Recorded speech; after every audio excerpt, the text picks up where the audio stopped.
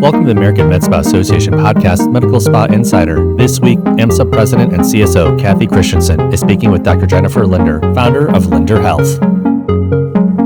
Welcome to Medical Spa Insider. My name is Cathy Christensen. I am the president and CSO of the American Med Spa Association. And I'm really excited today because I get to speak to an incredibly accomplished, smart woman in the industry. Her name is Dr. Jennifer Linder. And she's been in the industry on many different levels, from both a provider to an entrepreneur and owner, and we'll totally get into all of that. She's a board-certified dermatologist, founder of Linder Health, and former owner and chief scientific officer at PCA Skin. Welcome to the podcast, Jennifer.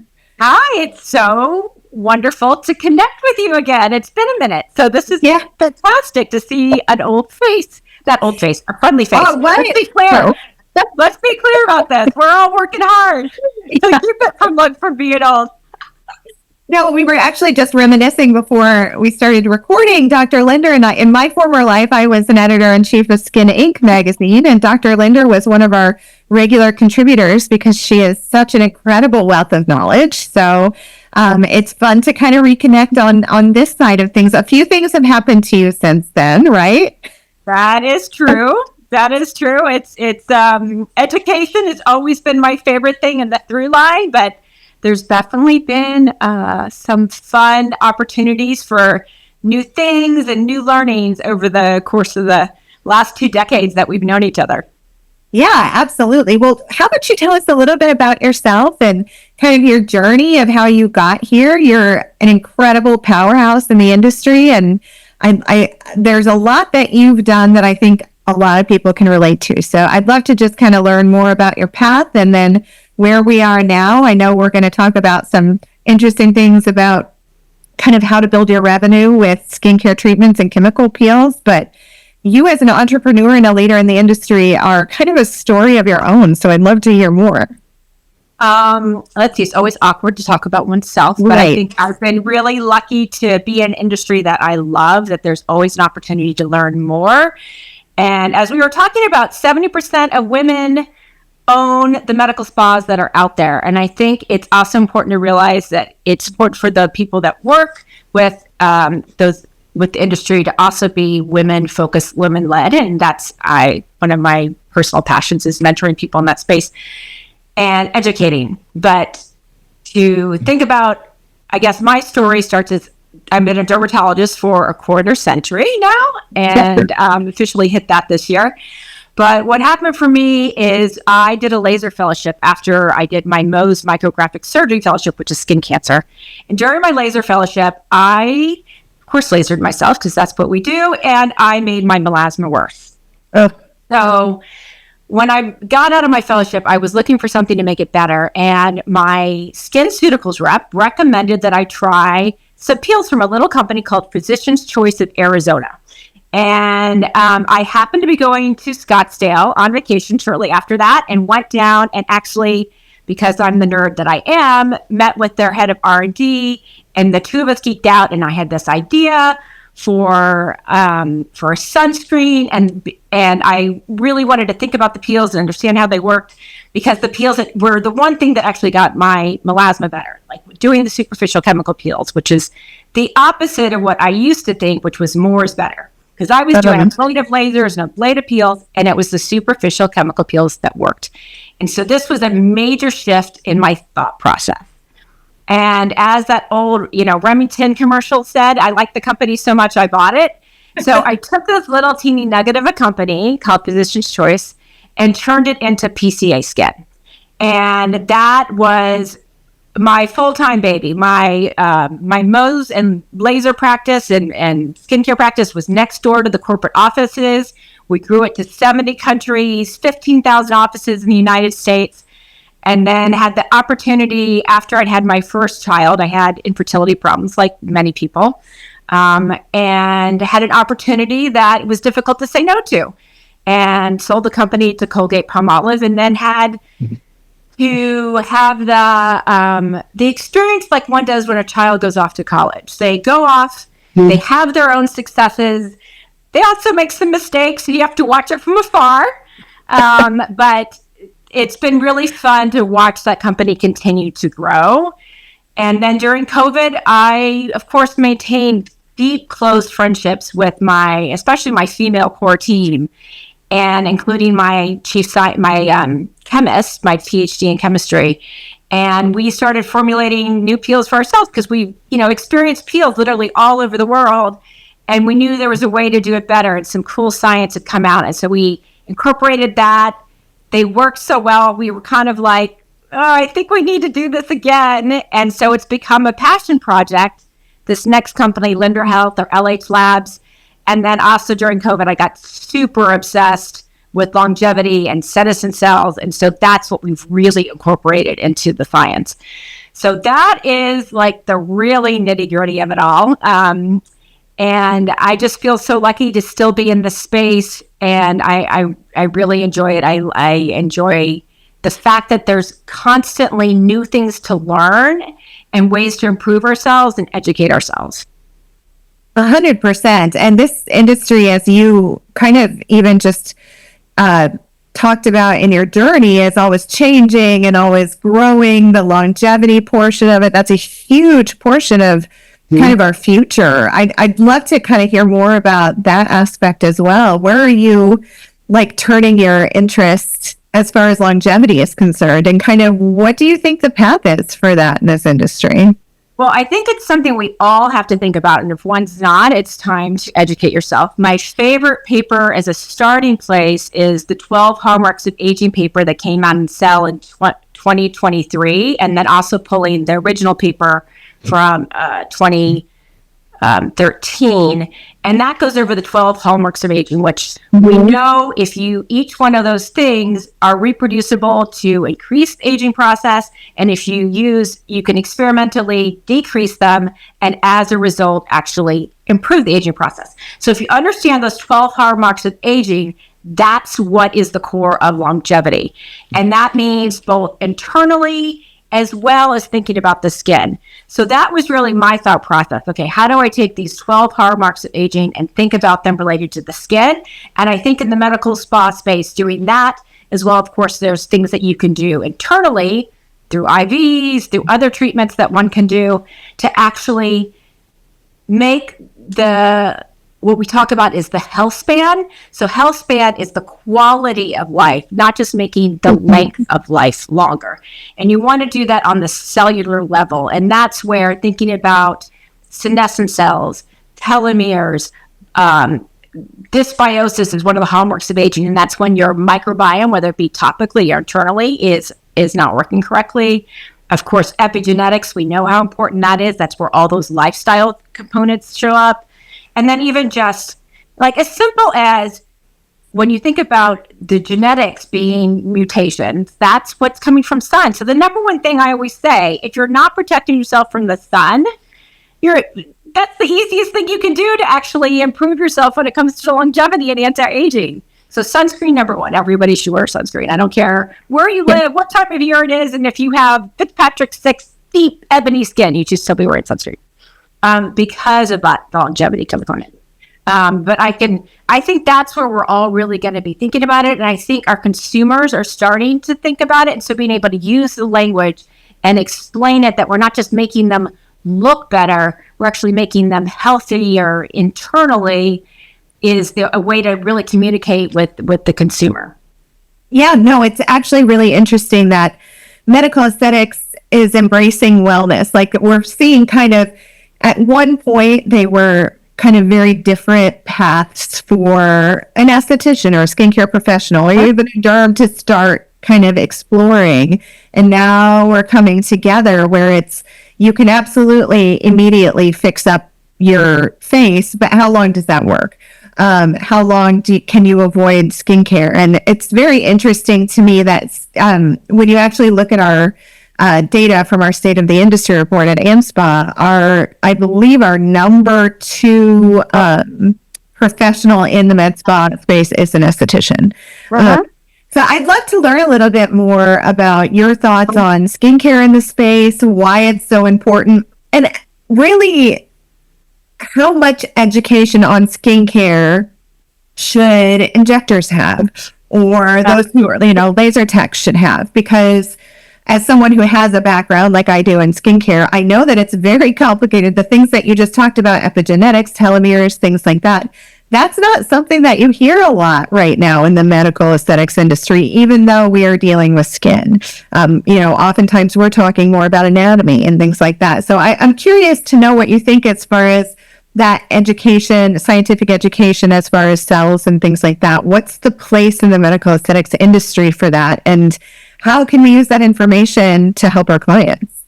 Well, I feel like I'm preaching to the choir, but I believe that everybody, including the front desk person, the person who answers the phone, the scheduler, honestly, the person who does your books, should be educated on skincare and understanding that component. I like to say that, a lot of what we do in our space is like building a house. But if you don't make the outside of the house beautiful as well, like do the paint, do the other things, it doesn't matter what the underlying structure is.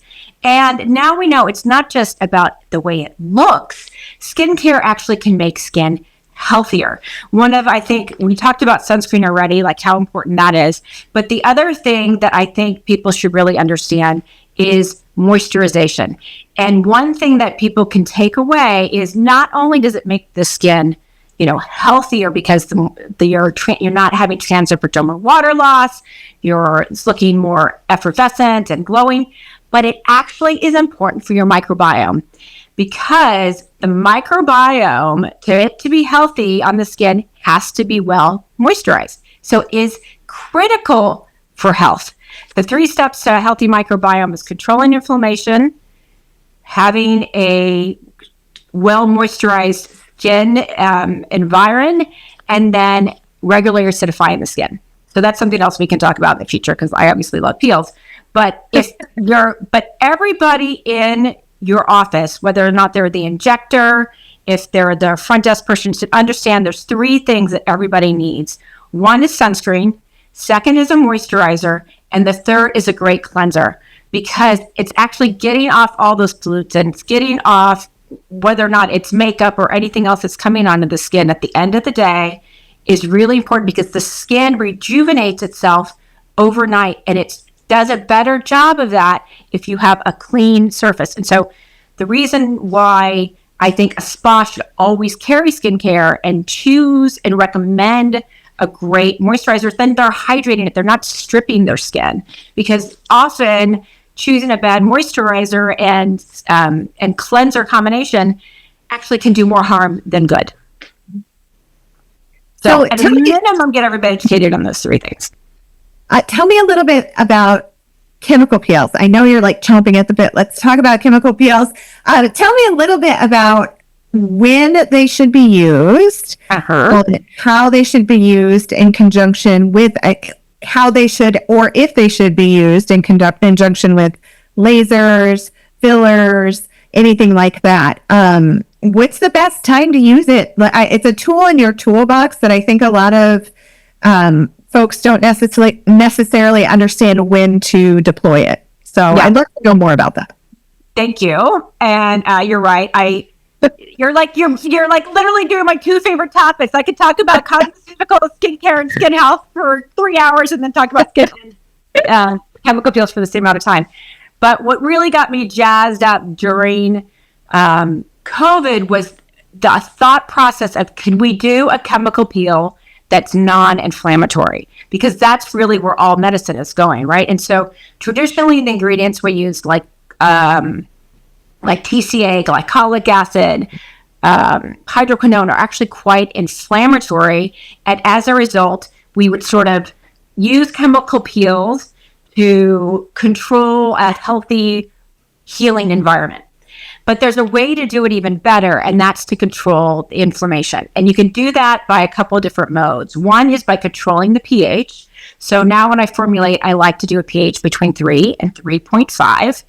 The other thing is by choosing ingredients that are not as inflammatory. So things like mandelic acid, lactic acid. Lactic acid is something that's part of your natural moisturizing factors. It's actually going to hydrate the skin. I actually don't use glycolic acid, which people have been using since the 90s, right? Unless somebody is truly oily or acneic skin. I think this is one takeaway I'd like everybody to remember is please do not put glycolic acid on mature skin because it's only going to dehydrate the skin. The reason why it itches and burns and everything is because it is such a small molecule. It's the smallest molecule of the alpha hydroxy acid.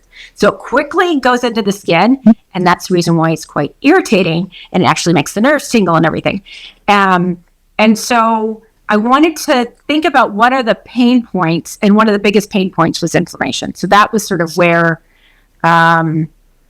the thought process came to formulating in a different way. And by doing that, we can actually go after cellular longevity. And that's because some papers came out that showed that if a pH is less than 4 and using alpha hydroxy acids, you can actually control senescence. And the other hot topic within longevity, mitochondria health. Mm-hmm. So those two really important things can actually be improved using superficial chemical peels. And then you combine that along with what we just talked about in terms of regular acidifying the skin actually helps the microbiome. So now we're going after 3 of the 12 hallmarks of aging and actually can get the skin into a healthier place by understanding the science and chemistry of chemical peels and in terms of what we choose.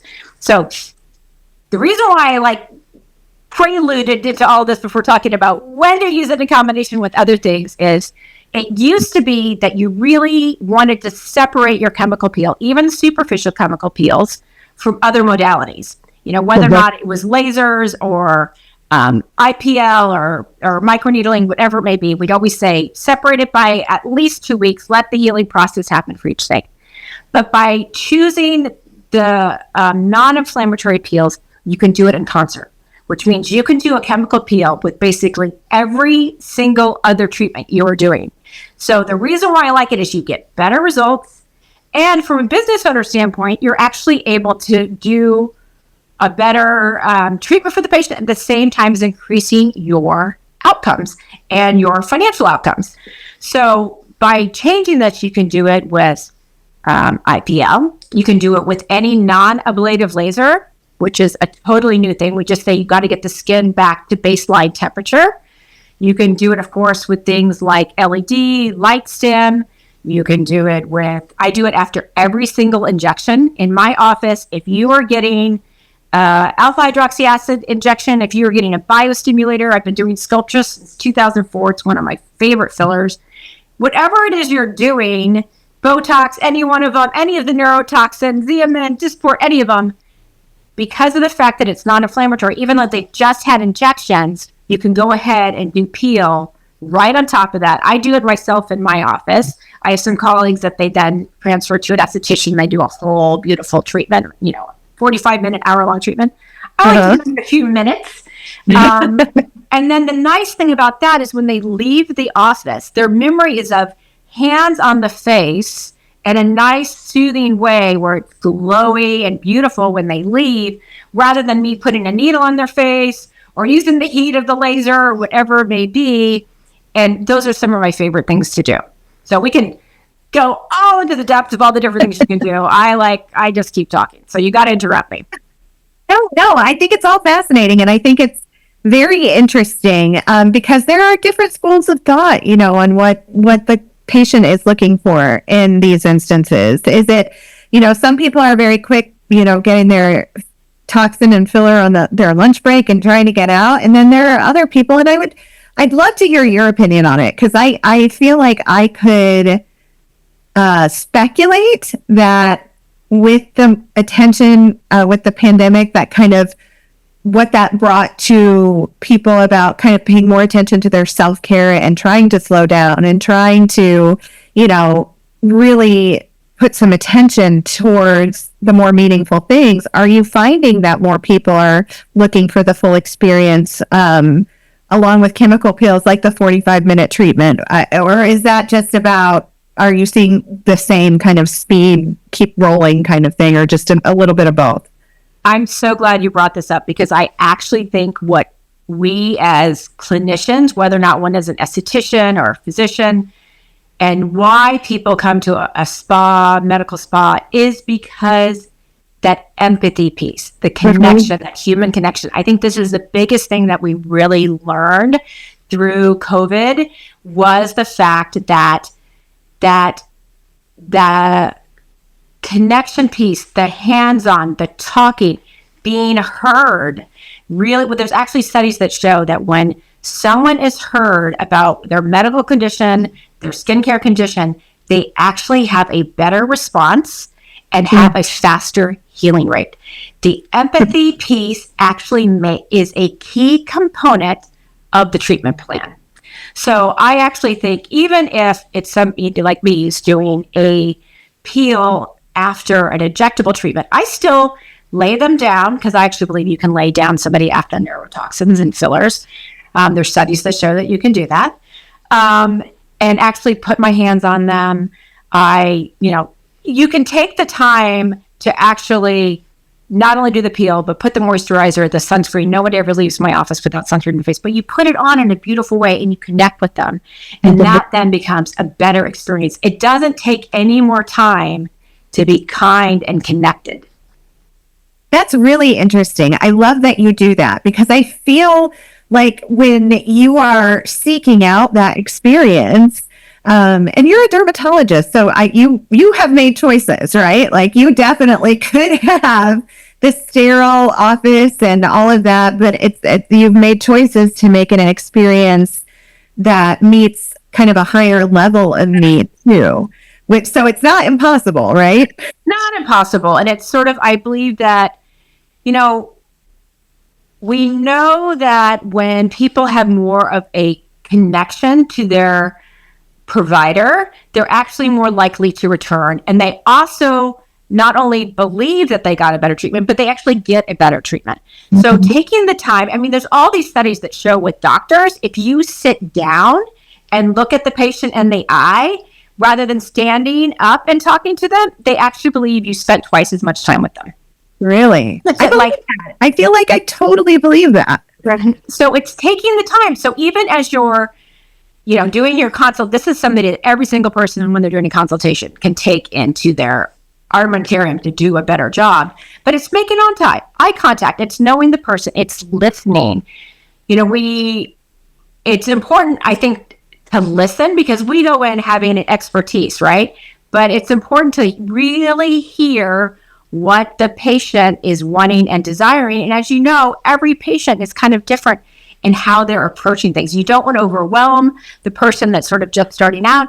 And you also don't want to deliver too little to the person who's super educated and comes in and wants to do everything all at once. So I think it's really good to also feel that out with your client and patient at the same time. Very great. I appreciate that very much just as a patient. It's interesting that you say that because when I think about my best doctors, my favorite doctors, or even nurses that I'm going into just general healthcare with, it's the ones that acknowledge that, you're a person too, and you have things to ask about and things to say, and they're not just next. It makes you feel valued. You really do. I want to switch gears with you a little bit. You have an interesting kind of business journey too, which, as we know, medical spas and medical aesthetics, we combine health and business as well. And we're all kind of, especially, the women in this industry are multitasking all over the place. That's why we, introduced our Women in Aesthetics Leadership Conference, which is happening later this year. That's a brilliant idea. Yeah, well, I hope you come. I will definitely get you more information. We're just opening registration. So, but I want to ask you, you said after the pandemic, you had a child and you sold the business that you grew and loved. I'm curious about how you kind of went down that path and made that decision. There are a lot of people right now in the industry, as you very well know, there's a lot of private equity, a lot of investment talks, a lot of M&A, and a lot of people trying to potentially make that decision. Is it best for me to sell? Should I just continue on my own path? I'm just curious to kind of hear what kind of tipped you towards selling. And then also, you aren't out of the industry. So you sold and now you're able to really focus on your passion. How did you make that happen? So obviously a very personal decision for each person, really weighing it out. So for myself, I had my first child actually in 2012, and I was 39 years old when I had my first child, because as a doctor, we often have our kids later. And I eventually had 3 kids, but it took me 8 pregnancies to get there. And so I like to say that I took the candle and I was burning at both ends, and then took a blowtorch to the middle because I was traveling internationally. I took my 6-month-old to Moscow in February, but I had such amazing experiences. I wouldn't trade it for anything. And I was very lucky in that we had an opportunity to really have life-changing kind of financial success, right? And when I looked about because I was running, actually my husband, Richard, is actually a Harvard MBA. So it was like many people, it's a partnership, like the business was a partnership. So, I had my practice right next door to the business, to PCA. And we actually spent a whole year talking about it. And what really mattered to us in the end was actually the first people that came to us, we decided were not the right purchasers. And it actually in the end would have been more financially successful for us. But we decided to choose a company that we actually felt was a better fit with the culture, because culture is everything in a company. And we ended up long-term selling to Colgate-Palmolive, which actually had a great company culture. And we knew how they had actually purchased other companies. So anybody who's actually thinking about selling, I really deeply encourage you to spend time talking to other owners who've been through it, and not the ones who just went through it a year ago, but people that went through it 5 years ago, and insist on that, and ask them if you could ask the uncomfortable questions. Because that's what I think is really important, because you are choosing, it's like a marriage. And so you need to get past just the dating stage and find out what's really in there. And for us, we decided that they were an opportunity, I think, to continue for the company to grow, and actually would be really good to our people. So that's what mattered to us quite a bit, was one, that they weren't going to compromise on the quality of the products, because that was what mattered to me. And the advantage of owning my company 100% beforehand was that I had complete and total control over product development, not releasing anything unless it was really saying what it was going to do. I don't believe in doing something just for the story. The science is everything. That's what I take into product development now, because naturally I'm doing skincare again. That's what I love doing. And so I think one has to really know your own place of integrity and ethics, and choose somebody who's in that same space. I would also say, think very carefully if it's something you're thinking about doing, because I think many of us that go into the space do it because we are naturally entrepreneurs. We actually enjoy the process of having an idea and implementing it, and sort of being a leader of our own world. And so if that's what's important to one, then I don't necessarily believe that taking partners in is a great idea, because it might actually be much better for you to stay smaller and have control. Like, don't underestimate it. And so I've found great pleasure in starting a second company. And that's what was born of COVID, was out of this idea and product, and like this, we were basically doing product development for ourselves because it was COVID. We were basically doing chemistry when other people were baking bread. I mean, that's what we do. When you're a nerd, that's what you do. My background is bioengineering and chemistry. This is what I do. I can't help it. And so we were basically, making deals for ourselves and product development and thinking about all these things. And so as a result, I really like the nimbleness I have now, because I can move quickly. I can make decisions about things. Like, I'm in the process of changing the packaging because I got feedback from our partners about things that they'd like to see in terms of package changing. So guess what? Changing it. I, got feedback around like size. They wanted more things for the back bar. And so I can sort of very quickly listen, make changes, hear people, which is very different. Once it becomes a corporate size, corporate moves at a very different pace. And so, if one has a spa and you're thinking about becoming part of a larger group, it will very much change how you make decisions, how you compensate your own staff. I mean, that for me was a big deal. What things you're choosing to do. I love the things I love to use, obviously, in terms of fillers and neurotoxins and want to try. Like, I go to a meeting. I just came back from AMCAS in Paris. Guess what? I, of course, want to start trying new things. So this is what we do. And so the pace of things can change. So it's a very, very personal decision. I think the most important thing is to talk to people who've worked with that same partner, if you're thinking about private equity, and really talk to people who've done it for a couple of years, because you want to make sure that they're actually going to deliver on what they say they're going to deliver. And always don't talk to the people on the list that they give you. Yes. And realize it might take some footwork to figure out other people, right? So, and ask around. This is the reason for things like AmSpa is the peer network is priceless. Really having peers to talk to and learn from. The business side is as important, or actually probably more important, than being able to do a great quality treatment. Because if you can't make your business run well, it doesn't matter how skilled you are, you're not going to be able to actually give your gift to the world. And people become estheticians and nurses and doctors because we're caregivers. So one needs to educate themselves around the business side to be able to do it well. 100%. And that's one of my favorite parts, always has been, our Facebook member lounge and our chat rooms, because you can really pick the brains of thousands of our members. And even if you're uncomfortable being yourself, you can be anonymous, and people are pretty quick to answer you. So I completely agree. I made that mistake one time of just going by the references on the list that they gave me, and I sure didn't get the real story at that point in time. But that's awesome. Congratulations on that. I mean, you kind of have had your cake and you're eating it too, to a certain degree, and that's very lucky. Yes, that's super exciting. So you've been in the industry for a couple of years, just like me, just a couple. Yeah. We're new.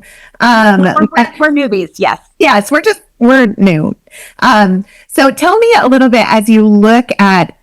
I'm curious about one of the things that I wanted to ask you about, and I don't want to keep you too long because I'm just grateful for your time. But there's been a lot of conversation about Ozempic and its effects mainly on like the face and how the face is drooping, an Ozempic face type of situation.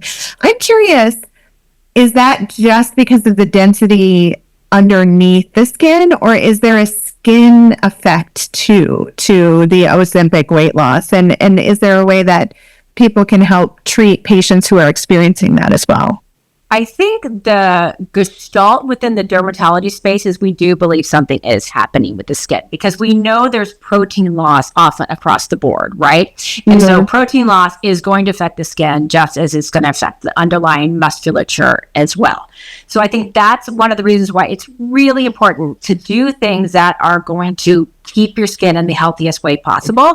It's the reason why I do think skincare that is going to be working on the health, the longevity, the cellular benefits of the skin, as well as chemical peels to really get that collagen, elastin turning over, really building up the skin as much as possible.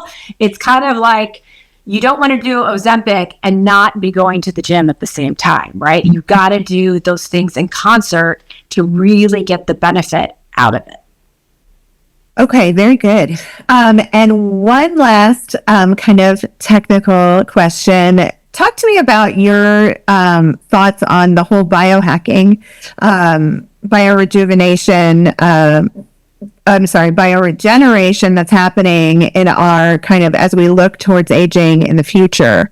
Have you done any research on that, or do you have any? I do think there are, there's really interesting things out there.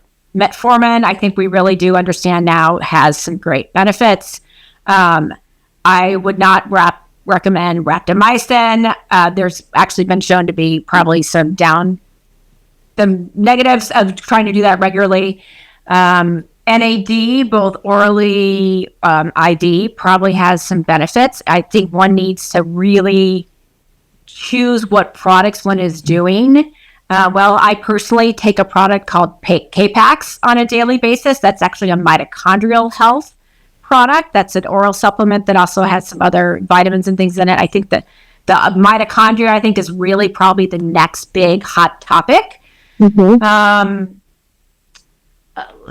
So I think, I as I mentioned, like even doing superficial chemical peels can be a biohacking.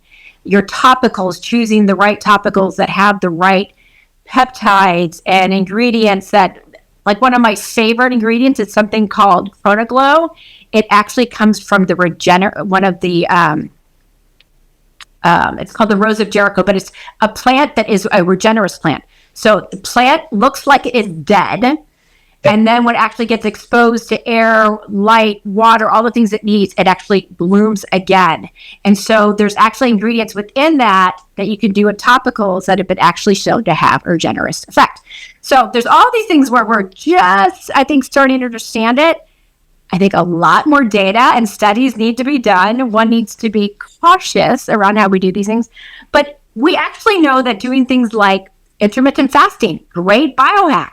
That's actually a good one to do. We know how it works on sirtuins, those sort of things. Any other things in specific you have, feel free to ask me about.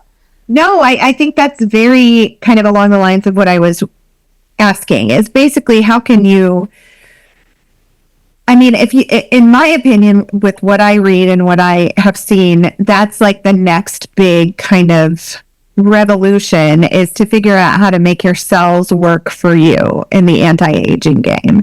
And I know it's a big part of a conversation right now, and people are just kind of trying to wrap their, like you said, trying to wrap their hands around what works, what doesn't, what's safe, what's not.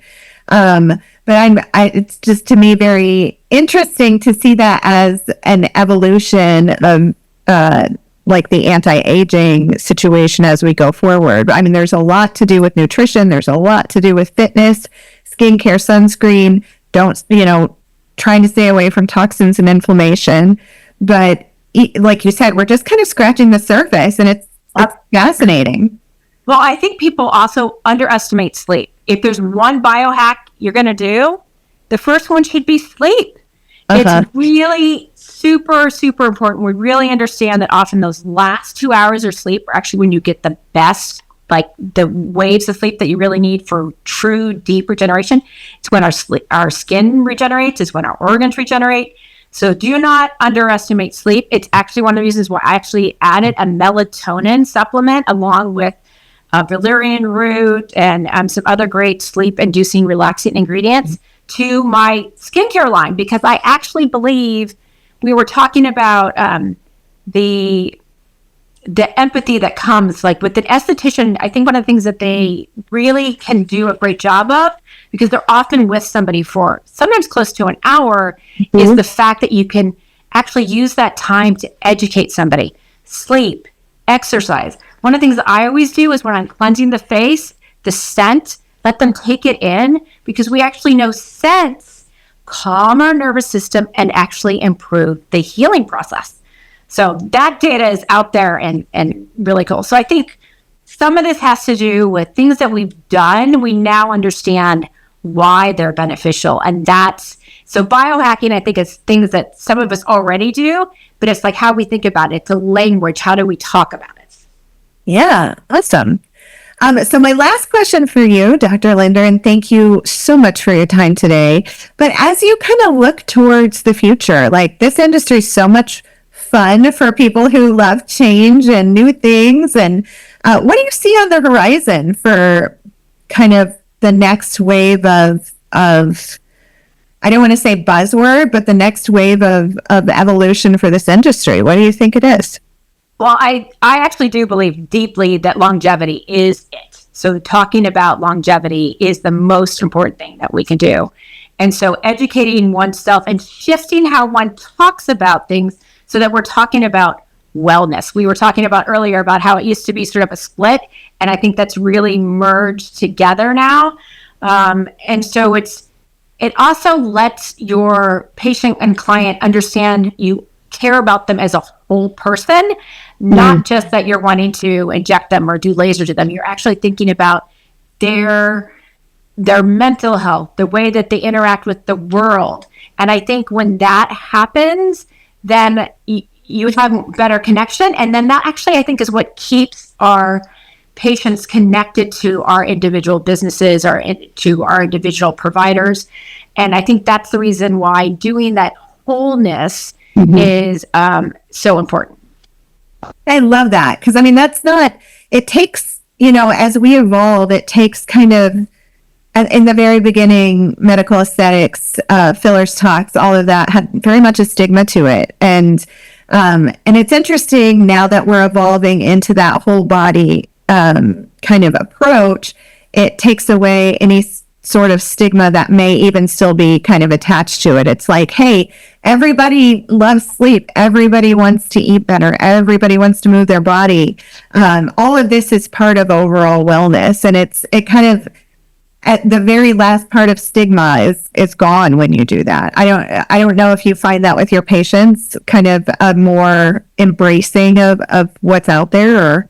Well, I absolutely agree with you. And I think also where I believe things have shifted, where we're doing less of individual things. So it's not like you're doing lots of injectables, lots of toxin, right? You're doing everything softer.